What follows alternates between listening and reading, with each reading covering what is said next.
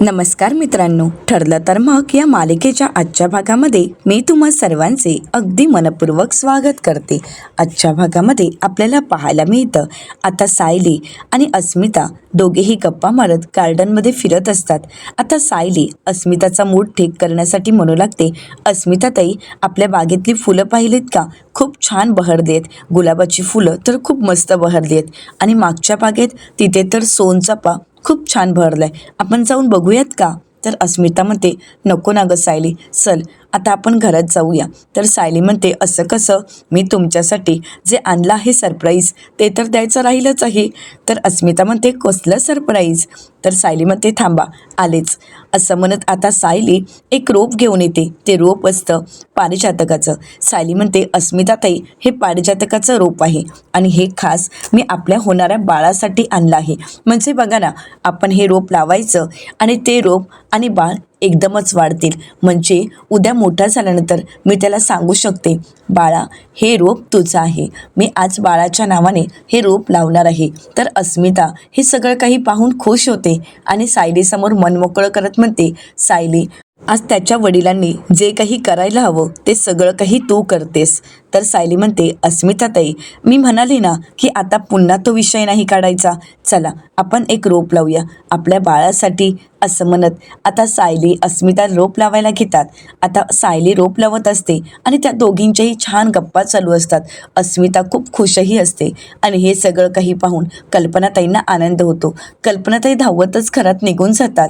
तर दुसरीकडे सायलीने रोप लावलेलं असतं आणि याला पाणी पहिलं घालायला ती अस्मिताला सांगते. अस्मिता पाणी घालते झाडाला आणि दोघेही खूप खुश असतात. दोघींनीही एक छान पारिजातकाचं रोप लावलेलं असतं आणि तेही अस्मिताच्या बाळासाठी.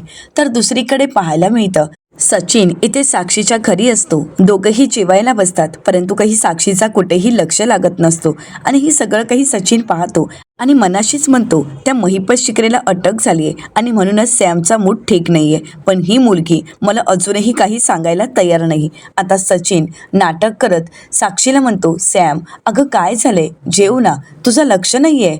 तर आता साक्षी म्हणते, नाही मी जेवते. तर सचिन म्हणतो, सॅम तू माझ्यापासून काहीतरी लपवतेस, काय झालंय सांग ना मला. तू सगळं काही माझ्याशी शेअर करू शकतेस, अगदी मन मोकळेपणाने बोलू शकतेस, अगदी काही. काय झालंय सांग ना, तुझा विश्वास नाही आहे का माझ्यावर? आता साक्षी सचिनकडे पाहते आणि काही बोलणार, परंतु त्याचवेळी साक्षीला एक मेसेज आलेला असतो. त्या मेसेजमध्ये लिहिलेलं असतं, जर महिपत शिकरेला वाचवायचं असेल तर येऊन भेट. पुढे लोकेशन आणि ॲड्रेस पाठवला आहे आणि त्या ॲड्रेसवर तुला येऊन भेटायचं आहे. आता हे सगळं काही साक्षी पाहते. आता मात्र साक्षीला धक्काच बसतो. साक्षी पूर्णपणे घाबरून गेलेली असते आणि साक्षीचा हा मेसेज सचिननेही पाहिलेला असतो. साक्षी एवढी घाबरलेली असते की तिला काय करावं काहीच कळत नाही. त्या क्षणी ती एवढी घाबरून जाते की ती लगेच एक ग्लास पाणी पिते. तर सचिन म्हणतो, काय झाले सॅम, बोल ना, तू एवढी का घाबरलीस, काही घडलंय का? आता हे सगळं काही सचिन नाटक करत असतो. तर साक्षी सचिनला काहीही सांगत नाही, पण साक्षी मनाशीच म्हणते, बाहेर कोणाला माहीत आहे की महिपत शिकरेची मुलगी जिवंत आहे? हा नंबर नक्की कोणाचा असेल? हा मेसेज मला कोणी केला असेल? साक्षीला कुठल्याच प्रश्नांची उत्तरं मिळत नसतात. तिला काय करावं काहीच कळत नसतं. तर इकडे सुभेदारांच्या घरी आता कल्पनाताई पूर्णाजींना म्हणतात, बाहेर सायली आणि अस्मिता कसलं तरी रोप लावतायत. छान त्या दोघींच्या गप्पाही चालू आहेत. पूर्णाई, खरं सांगू का, कितीतरी दिवसानंतर मी अस्मिताच्या चेहऱ्यावर असं हसू पाहिलं आहे. आणि त्याचवेळी अस्मिता आणि सायली त्या ठिकाणी आलेले असतात. पूर्णाजी म्हणतात, हे बघ आल्याच दोघीजणी, काय ग कसलं रोप लावत होता? तर सायली म्हणते, पूर्णाजी आम्ही पारिजातकाचं रोप लावत होतो, बाकी सगळं काही मी तुम्हाला नंतर सांगते, अगोदर अस्मिताताईंना त्यांच्या रूममध्ये घेऊन जाते, त्या खूप थकल्या आहेत ना. तर कल्पनाताई म्हणतात, बरं ठीक आहे. आता सायली अस्मिताला तिच्या रूममध्ये घेऊन जाते. इकडे कल्पनाताईंना खूप वाईट वाटतं. कल्पनाताई पूर्णाजींना म्हणतात, पूर्णाई सायलीसारख्या मुलीवर मी एवढे दिवस कशी रागवून राहिले, का राग धरला होता ते मला कळतच नाही आहे. तर पूर्णाजी म्हणतात, मला तरी कुठे तिची किंमत कळाली होती. मला तर एकच वाटायचं की या घराची सून फक्त तन्वीच होऊ शकते, तीच या घराची सून होण्यासाठी लायक आहे. सायलीची या घरची सून होण्याची योग्यताच नाही आणि म्हणूनच मी कधीही तिला या घरची सून मानायचीच नाही. नेहमी तिला वेगळेपणाने वागवायची, नेहमी तिला फक्त अर्जुनची बायको असाच मी तिचा उल्लेख करायची. पण आज मला कळतंय की आपला अंदाज चुकला. सायलीच या घरची सून होण्यासाठी खरंच योग्य आहे. तर कल्पनाताई पूर्णाजींना म्हणतात, पूर्णाई तसे पाहायला गेलेत तर आपण सायलीचे लाड जास्त कधी केलेच नाहीत ना. म्हणजे एवढे सणवार झालेत, त्यांच्या लग्नाला एवढी वर्ष झाली, पण तिच्या आनंदासाठी आपण तिच्यासाठी असा कोणता सण साजराच केला नाही. म्हणजे तिला आनंद मिळेल असे 1-2 सण साजरे झाले असतील, बाकी असं काहीच साजरं झालं नाही आहे. प्रत्येक वेळी फक्त तिने या घरासाठी काही ना काही केलं आहे, कायमच या घराचा विचार केला आहे. आतासुद्धा बघा ना, मकर संक्रांत जवळ आली आहे, परंतु सुमन गायब आहे. मग काय करणार आता? मकर संक्रांतही आपण नाही करू शकत, कसं करणार सांगा ना. तर पूर्णाजी म्हणतात, नाही असं नसतं कल्पना, काही झालं तरी आपले सण आपली संस्कृती आपण जपायची आहे. सण हे कशासाठी असतात? आपल्याला एक नवीन उभारी देण्यासाठी, एक नवीन ऊर्जा देण्यासाठी, आणि त्यासाठी आपण मकर संक्रांतीचा सणसुद्धा साजरा करायचा आहे. तर कल्पनाताई म्हणतात, म्हणजे पूर्णाजी यावर्षीची मकर संक्रांत आपण साजरी करायची आहे का? मग छोटंसं हळदी कुंकू ठेवलं तर चालेल का? पूर्णाजी म्हणतात, तुला जसं वाटेल तसं सगळं काही करायचं, कारण आता आपल्यासाठी महत्त्वाचं काय आहे? अस्मिताच्या चेहऱ्यावर आनंद असणे, आणि तिला आनंदात ठेवण्यासाठी आपण सगळं काही करायचं आहे. अगदी घरच्या घरी करू, पण सगळं काही करणार आहोत. तर कल्पनाताई म्हणतात, ठीक आहे पूर्णाई. तर पूर्णाजी म्हणतात, ठीक आहे काय, चल आता तू तयारीला सुरुवात कर, आता तयारीला लाग. आता कल्पनाताईसुद्धा खूप खुश होतात आणि आता सुभेदाराच्या घरी संक्रांतीची लगबग चालू होणार. तर दुसरीकडे पाहायला मिळतं, अर्जुन मात्र तो काही शांत राहत नसतो. काही झालं तरी महिपत शिकरेंना बोलतं करणं, आणि यासाठीच अर्जुन आता पोलीस स्टेशनला पोहोचलेला असतो. आता पोलीस स्टेशनला पोहोचताच अर्जुन महिपत शिकरेंना प्रश्न करत म्हणतो, काय झालंय? अजूनही तोंड उघडत नाहीयेस? अरे एक साधा प्रश्न विचारला की रविराज किल्लेदारांचा अपघात तू का घडवून आणला होतास? तुला ही सुपारी कोणी दिली होती? या सगळ्याचा मास्टरमाइंड कोण आहे? तरीसुद्धा तुला नाव सांगायचं नाहीये. अरे याने काय होणार आहे माहीत आहे का? अरे तो माणूस मोकाट सुटलाय, मस्त फिरतोय, आणि या सगळ्याची शिक्षा कोणाला होणार? तुला. या सगळ्यात धडलं कोणाला जाणार? तुला. पण नाही ना, तुला त्याचं नावच सांगायचं नाहीये. का वाचवतोयस त्याला? मला आता सांग की तो मास्टरमाइंड कोण आहे? तू त्याला का वाचवतोयस? आणि ही सुपारी त्याने तुला का दिली होती? यासाठी तू त्याच्याकडून किती पैसे घेतलेस? आणि तो तुझा मित्र आहे का? तुमची किती वर्षापासून मैत्री आहे? बोल महिपत शिकरे, बोल. तुला ही सुपारी त्याने का दिली होती? रविराज किल्लेदार, त्याचं कुटुंब तू का संपवण्याचा प्रयत्न केलास? या सगळ्यामध्ये किल्लेदार फॅमिलीला तू का इन्व्हॉल्व केलंयस? या सगळ्या प्रश्नाची उत्तरं तुला द्यावीच लागतील. परंतु महिपत शिकरे काही तोंड उघडायला तयार नसतात. तर अर्जुन म्हणतो, याने काय होणार आहे माहीत आहे का? जी शिक्षा तुझी कमी करण्यासाठी मी प्रयत्न करणार आहे ते करूच शकत नाही. जर मास्टरमाइंड कळलाच नाही तर मग तुझी शिक्षा कमी होणारच नाही. मग आयुष्यभर असा जेलमध्ये सडत राहा. मी आता एकच करू शकतो, ते म्हणजे पोलिसांना सांगू शकतो की आत्ताच्या आत्ता तुमचा मास्टरमाइंडचा असणारा शोध थांबवा, कारण मास्टरमाइंड कोणीच नाही आहे. हे सगळं काही महिपत शिकरेनेच घडवून आणलं आहे. या सगळ्यामागे मास्टरमाइंड महिपत शिकरेच आहे. त्यामुळे जी शिक्षा द्यायची आहे ती महिपत शिकरेलाच द्या. त्यामुळे तू आता काही नाही बोललास तरी काही हरकत नाही, चालेल मी येतो, कारण तुझाही वेळ फुकट व्हायला नको आणि माझाही. असं म्हणत अर्जुन आता तिथून जात असतो. तर महिपत शिकरे तोंड उघडतात आणि म्हणतात, मी का त्या किल्लेदार फॅमिलीला मारू? माझा काय संबंध? ही सगळी काही सुपारीच होती, मला दिलेली सुपारी. आणि हा महिपत शिकरे जे काही करतो ना ते छाती ठोकपणे करतो, तो कोणाच्या बापालाही घाबरत नाही. आता अर्जुन मागे वळतो आणि महिपत शिकरेंना म्हणतो, हो का? मग तू मास्टरमाइंडचं नाव का नाही सांगत आहेस? तू त्याला वाचवण्याचा का प्रयत्न करतोयस? महिपत, माझ्या हातात ही फाईल आहे, ती कशाची आहे तुला माहीत आहे का? ही फाईल त्याच गोष्टीची आहे, 22 वर्षापूर्वी झालेल्या अपघाताची. 22 वर्षापूर्वी जो अपघात झाला त्या अपघाताशी तुझा संबंध आहे हे या फाईलमधून स्पष्ट दिसून येते. कारण रविराज किल्लेदार यांचा अपघात झाला. ज्या ट्रकने हा अपघात घडवून आणला तो ट्रक बाबू चालवत होता, परंतु त्याच्या बाजूला महिपत शिकरे तू बसला होतास हे यामध्ये स्पष्ट लिहिलेलं आहे. बरोबर ना महिपत शिकरे? बाबूसोबत बाबूच्या बाजूला तूच बसला होतास ना ट्रकमध्ये, की दुसरी व्यक्ती होती आणि तू खालीच होतास तुझ्या त्या मास्टरमाइंडसोबत? हे बघायला अपघात नीट होतोय की नाही आणि या अपघातात ते तिघेही मारले जात आहेत की नाही, हो ना, बरोबर की नाही. आता मात्र महिपत शिकरे शांतच होतात. अर्जुनने हे सगळं काही सांगायला सुरुवात केल्यानंतर महिपत शिकरेंना काय बोलावं काहीच कळत नसतं. ते सगळं काही शांतपणे ऐकून घेत असतात. तर अर्जुन पुढे म्हणतो, आणि महिपत, त्यानंतर तुला कळालं की प्रतिमा आता जिवंत आहे आणि म्हणूनच प्रतिमा किल्लेदार यांचा चेहरा तूच चाळलास ना, बोल ना. पण मला एक कळालं नाही की हे सगळं काही तू करत असताना तुला सुपारी देणारा मास्टरमाइंड कुठे होता, मग बोल ना. पटकन बोलायचं. परंतु महिपत शिकरे काहीच बोलत नाहीत. ते मनाशीच म्हणतात, हळूहळू या सुभेदारला सगळं काही कळणार आहे. याला सगळं काही कळण्यापेक्षा मी आत्ताच नाग्याचं नाव सांगून मोकळा होऊ का, असं म्हणत महिपत शिकरे आता विचार करू लागतात. तर अर्जुन महिपत शिकरेंना बोलतो, बोल महिपत, तू सांग, त्या मास्टर माइंडचं नाव सांग. मग बघ, त्या मास्टर माइंडला मी इथपर्यंत घेऊन येईल आणि मग तुझी मात्र शिक्षा थोडीफार का होईना पण कमी होईल आणि त्यासाठी मी स्वतः प्रयत्न करेन. बोल महिपत, तुला ही सुपारी कोणी दिली होती? या सगळ्याचा मास्टर माइंड कोण आहे? नाव सांग फक्त. खरं बोलण्यातच तुझं भलं आहे, बोल. परंतु महिपत शिकरे काहीच बोलत नसतात आणि म्हणूनच अर्जुन त्यांना म्हणतो, ठीक आहे, काही सांगायचंच नसेल, काही बोलायचंच नसेल, काहीच हरकत नाही, असं म्हणत अर्जुन महिपत शिकरेंना म्हणतो, पण महिपत, तुला एक गोष्ट माहीत आहे का, हे सगळं काही करून या सगळ्यामध्ये तूच अडकणार आहेस. तुला काय वाटतंय महिपत, या अपघाताचे डिटेल्स फक्त तुझ्याचकडे आहेत का? या सगळ्याचे डिटेल्स माझ्याकडेही आहेत. तू जरी नाही सांगितलं तरीसुद्धा मी मास्टर माइंडला शोधू शकतो, तुझ्या समोर घेऊन येऊ शकतो. पण कसं आहे ना, या सगळ्यामध्ये तुझं काय होणार याचा तू विचार केलायस का? तू इथून सुटू शकशील का?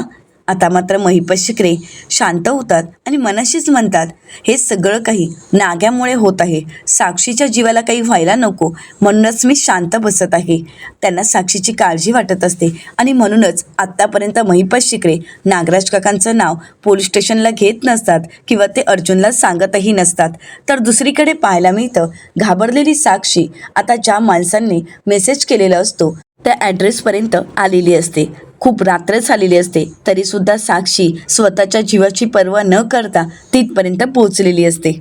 साक्षी आजूबाजूला पाहते परंतु तिथेच कोणी दिसत नसतं. सगळी शांतता असते. साक्षी थोडी घाबरते, पण हेच लोकेशन आहे का पाहण्यासाठी ती पुन्हा एकदा मोबाईल हातात घेते आणि पाहते आणि मनाशीच म्हणते, लोकेशन तर हेच आहे पण इथे कोणीही दिसत नाही. पण मला माझ्या अण्णांना वाचवण्यासाठी आता खाली उतरावंच लागेल. साक्षी खाली उतरते आणि इकडे शांत जागेत आणि एवढ्या जंगलामध्ये ती एकटीच आलेली असते. साक्षी मोठ्यानेच आवाज देत म्हणते, कोणी आहे का? मी माझ्या अण्णांना वाचवण्यासाठी इथपर्यंत आहे. कोणी आहे का? प्लीज बोला ना. हॅलो, तुम्ही सांगितलेल्या ठिकाणापर्यंत मी आले आहे पण इथे कोणीच दिसत नाही आहे. कोण आहे इथे? आता तिथे कोणीही नसतं परंतु तिथे आता विटा एकावर एक रचलेल्या असतात आणि त्या मोठ्या विटांवर फक्त एकच छोटी विट असते. आता साक्षी ते पाहते पण नक्की काय आहे साक्षीलाही कळत नाही.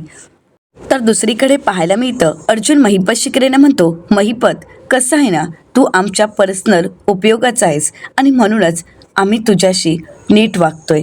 तुला हे सगळं काही पर्सनल लेवलवर विचारण्याचा प्रयत्न करतोय. पण समजा तुला जर यांच्याकडे सोपवलं ना तर बऱ्याच गोष्टींचे खुलासे होऊ शकतात, बऱ्याच गोष्टी समोर येऊ शकतात. आत्तापर्यंत किती हाफ मर्डर, किती खून, किती किडनॅपिंग, कन्स्ट्रक्शनच्या नावाखाली किती जणांना लुबाडलंय, हे सगळ्या गोष्टी हळूहळू बाहेर येऊ शकतात.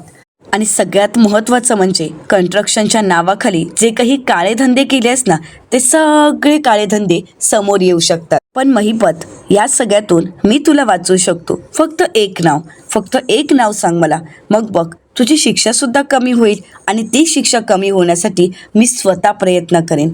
सांग फक्त एक नाव, बोल ना. परंतु महिपत शिकरे काहीच बोलत नाही, अगदी दगडासारखे शांत असतात. आता अर्जुन चिडतो आणि म्हणू लागतो, तुला साधं एक नाव सांगायला एवढा वेळ लागतोय? पण काही केल्या महिपत शिकरे आपलं तोंड उघडायला काही तयार नसतात. तर दुसरीकडे पाहायला मिळतं, साक्षी पाहते तर आता ती वीट नसून तो एक बॉक्स असतो. साक्षी म्हणते, हा बॉक्स माझ्यासाठी आहे का? बोला ना, कोणीतरी सांगा ना की हा बॉक्स माझ्यासाठी आहे का? परंतु घाबरलेली साक्षी आता हळूहळू पुढे येते आणि त्या बॉक्समधली चिठ्ठी काढते. इकडे तिकडे पाहते परंतु तिथे कोणीच नसतं आणि म्हणूनच साक्षी ती चिठ्ठी वाचायला सुरुवात करते. तर दुसरीकडे पाहायला मिळतं, अजूनपर्यंत महिपत शिकरे काहीही केल्या तोंड उघडायला तयार नसतात, अगदी दगडासारखे शांत असतात आणि म्हणूनच पोलिसांनी पुन्हा एकदा महिपत शिकरेंना मारायला सुरुवात करतात. तरी सुद्धा महिपत शिकरे काहीच बोलत नसतात. आता इन्स्पेक्टर सावंत आणि अर्जुनही त्या ठिकाणी असतो. तर अर्जुन आता महिपत शिकरेंना म्हणतो, महिपत, मी तुला अगोदरच ऑन केलं होतं, तू मला सगळं काही सांग, या सगळ्यातून मी तुझी सुटका करू शकतो. परंतु नाही, तुला तर मला मदतच करायची नाहीये ना, आणि म्हणूनच आम्हाला हा पर्याय वापरावा लागला. तुला एक साधा प्रश्न विचारला, एक साधं उत्तर तुला देता आलं नाही, आणि म्हणून तुला हा मार खावा लागतोय. ही मार खाण्याची वेळ तुझ्यावर आलीच नसती, पण तू तोंड उघडत नाहीयेस ना, म्हणून हे सगळं काही करावं लागतंय. आता अर्जुन तिथून बाजूला निघून जातो. तर इन्स्पेक्टर सावंत आता बनसोडे यांना म्हणतात, बनसोडे सुरू ठेवा. आता इन्स्पेक्टर साहेब यांच्या आदेशानुसार पुन्हा एकदा हवालदार महिपत शिकरे यांना मारायला सुरुवात करतात. एवढं सगळं मारूनही काही झालं तरी महिपत शिकरे मात्र साक्षीमुळे तोंड उघडायला तयार नसतात, नागराज काकांचं नाव घ्यायलाही तयार नसतात. तर दुसरीकडे पाहायला मिळतं, जंगलात आता साक्षीच्या हाती लागलेली चिठ्ठी साक्षी उघडून पाहते तर त्यामध्ये काहीच लिहिलेलं नसतं. साक्षी मागे पुढे दोन्ही ठिकाणी पाहते, परंतु तो फक्त कोरा कागद असतो. साक्षी म्हणते, यावर तर काहीच लिहिलं नाहीये, इथे नक्की कोण आहे, हे सगळं काही कोण करत आहे, कोण आहे इथे, मला माझ्या अण्णांना वाचवायचं आहे, कोणी आहे का इथे, कोणी आहे का इथे, असं म्हणत साक्षी मोठमोठ्याने आवाज देऊ लागते. परंतु तिथे कोणीच नसतं. परंतु साक्षी ज्या ठिकाणी उभी असते त्याच ठिकाणी नागराज काका एक काडीपेटीचे ठिणगे टाकतात की ज्यामुळे वनवा पेटलेला असतो. आता साक्षी ज्या ठिकाणी उभी असते तिच्या सभोवताली संपूर्ण आगीचा वनवा पेटत असतो. आता हे सगळं दृश्य पाहून साक्षी पूर्णपणे घाबरलेली असते. त्या आगीमध्ये, त्या रिंगणात साक्षी अडकलेली असते. साक्षी मोठ्यानेच आवाज देऊन मदतीसाठी हाक मारत असते, परंतु तिथे कोणीही नसतं. पण नागराज काका तिथे झाडाच्या मागे उभे असतात आणि या सगळ्याचा व्हिडिओ बनवत असतात. साक्षी घाबरलेली असते, वाचवण्यासाठी हाका मारत असते, परंतु आगीचा वनवा एवढा भडकलेला असतो, एवढा भडका घेतलेला असतो की यामुळे साक्षीला त्रास होऊ लागतो. तिला श्वास घेणंही मुश्किल होत असतं आणि या सगळ्यामध्ये शेवटी साक्षी चक्कर येऊन तिथेच कोसळते. आणि या सगळ्याचा नागराज काकांनी व्हिडिओ बनवून आता पाठवलेला असतो. नागराज काका फोन करतात आणि म्हणतात, आत्ताच मी एक व्हिडिओ पाठवला आहे, तो लवकरात लवकर महिपत शिकरेंपर्यंत पोचायला हवा, अशी व्यवस्था कर, असं म्हणत आता नागराज काका फोन ठेवतात. या सगळ्यामध्ये आपलं नाव कुठेही फुटलं जाऊ नये, आपलं नाव पोलिसांना कळू नये किंवा अर्जुनला कळू नये, यासाठी त्यांनी साक्षीला बळीचा बकरा बनवलेला असतो. साक्षी बिचारी या सगळ्यामध्ये अडकलेली असते. तर दुसरीकडे पाहायला मिळतं, महिपत शिकरे एवढं मारूनही त्या व्यक्तीचं, नागराज काकांचं नाव सांगायला तयार नसतात. पण एवढा मार खाल्ल्यानंतर महिपत शिकरे विचार करतात आणि मनाशीच म्हणतात, नाग्यासाठी मी काय एवढा मार खाऊ, काही झालं तरी आता मला पोलिसांना नाग्याचं नाव सांगावंच लागेल. नाग्याला काही कळण्या अगोदरच जर पोलिसांनी त्याला अटक केली तर मग तो साक्षीला काही करू शकत नाही. आता तर पोलिसांना मला नाग्याचं नाव सांगावंच लागेल, असं म्हणत महिपत शिकरेंनी आता नागराजचं नाव सांगायचं ठरवलेलं असतं. तर त्याचवेळी एक हवालदार साहेब महिपत शिकरेंसाठी पाणी घेऊन येतात. तर महिपत शिकरे त्यांना म्हणतात, मागितलेलं का मी पाणी मागितलं होतं का? महिपत शिकरे इतका लेचापचा नाहीये, त्यामुळे निघायचं इथून. परंतु आता हवालदार आपल्या खिशातील मोबाईल काढतात आणि त्यामध्ये आलेला व्हिडिओ आता महिपत शिकरेंना दाखवायला घेतात. आता तो व्हिडिओ पाहिल्यानंतर महिपत शिकरेंना धक्काच बसतो, ते घाबरून गेलेले असतात. तर हवालदार आता महिपत शिकरेंना हळू आवाजातच म्हणतो, हा तुमच्यासाठी आलेला एक व्हिडिओ आहे आणि त्यासोबत एक मेसेजही आला आहे, जर तोंड उघडलं तर व्हिडिओ नाही तर बॉडी मिळेल, असं म्हणत आता हवालदार तिथून निघून जातात. इकडे मात्र आपल्या मुलीच्या काळजीने महिपत शिकरे घाबरून गेलेले असतात, त्यांना साक्षीची काळजी वाटत असते. तर दुसरीकडे आपलं नाव कोणालाही कळू नये यासाठी नागराज काकांना आता प्रियासुद्धा साथ देत असते. या सगळ्यामध्ये प्रियाला सुद्धा स्वतःला वाचवायचं असतं आणि म्हणूनच ती आता नागराज काकांची मदत करत असते. आता दोघंही येतात आणि साक्षीच्या समोर उभे राहतात. तर प्रिया साक्षीकडे पाहते आणि नागराज काकांना म्हणते, मिशन सक्सेसफुल, असं म्हणत दोघेही खुश होतात. तर दुसरीकडे पाहायला मिळतं, आता तरी आपल्याला महिपत शिकरे त्या मास्टरमाइंडचं नाव सांगेल, या भरवशावर, या विश्वासावर अर्जुन पुन्हा एकदा महिपत शिकरेंकडे येतो आणि म्हणतो, महिपत, आता तरी तू नाव सांगशील का? आता तरी तो मास्टरमाइंड कोण आहे हे मला कळेल का? परंतु महिपत शिकरे घाबरून गेलेले असतात, कारण त्यांना आता त्यांच्या मुलीची काळजी वाटत असते. अर्जुन महिपाल शिकरेंना बोलतो, अजून किती मार खाणार आहेस? तू मार खाऊन खाऊन थकशील, परंतु मी थकणार नाही तुला विचारून. मी अजूनही तुला तेच विचारतोय की बोल, सुपारी देणाऱ्या व्यक्तीचं नाव मला कळायलाच हवं. तर महिपाल शिकरे मनाशीच म्हणतात, मी फासावर चढलो तरी चालेल, परंतु काहीही झालं तरीसुद्धा मी माझ्या मुलीला काहीही होऊ देणार नाही, माझ्या लेकराला मी वाचवणार. असं म्हणत महिपाल शिकरेंनी शेवटी काहीही झालं तरी आता नागराज आणि साक्षीचं नाव नाही घ्यायचं हे ठरवलेलं असतं. परंतु या सगळ्यामध्ये महिपत एवढा गप्प का आहे या गोष्टीचा अर्जुन विचार करत असतो. अर्जुनला वाटत असतं की नक्कीच काहीतरी कारण आहे की ज्यामुळे महिपत एवढा शांत आहे. तर दुसरीकडे सुभेदारांच्या घरी आपल्याला पाहायला मिळतं, सायली कल्पनाताई आणि पूर्णाजीना म्हणते, मी आज आणि अस्मिताताईंनी दोघांनी मिळून अस्मिताताईंच्या बाळासाठी पारिजातकाचं झाड लावलं. अस्मिताताईंच्या चेहऱ्यावरचा आनंद पुन्हा एकदा पाहायला मिळाला. हळूहळू अस्मिताताई बाळाचा विचार करतील आणि सगळ्या जुन्या गोष्टी विसरून जातील, मला खात्री आहे. थांबा, मी अस्मिताताईंना जेवणासाठी घेऊन येते. तर कल्पनाताई म्हणतात, सायली अगं थांब, आम्ही तुला काहीतरी सांगणार आहोत. म्हणजे मी आणि पूर्णाईंनी ठरवलं आहे की यावर्षी तुमची मकर संक्रांत करायची, पहिली मकर संक्रांत. सायली म्हणते, पण आमचं लग्न तर अगोदरच झालंय ना. तर आता पूर्णाची म्हणतात, त्या कॉन्ट्रॅक्ट मॅरेजचं मला सांगू नकोस, तुझं आणि अर्जुनचं लग्न गेल्या वर्षी झालं आहे आणि यावर्षी तुमची पहिली मकर संक्रांत, आणि म्हणूनच आम्ही ठरवलं आहे की याचा खूप मोठा सोहळा करायचा. म्हणजे घरच्या घरी का होईना, पण आपण ह्या सोहळा करायचा आहे.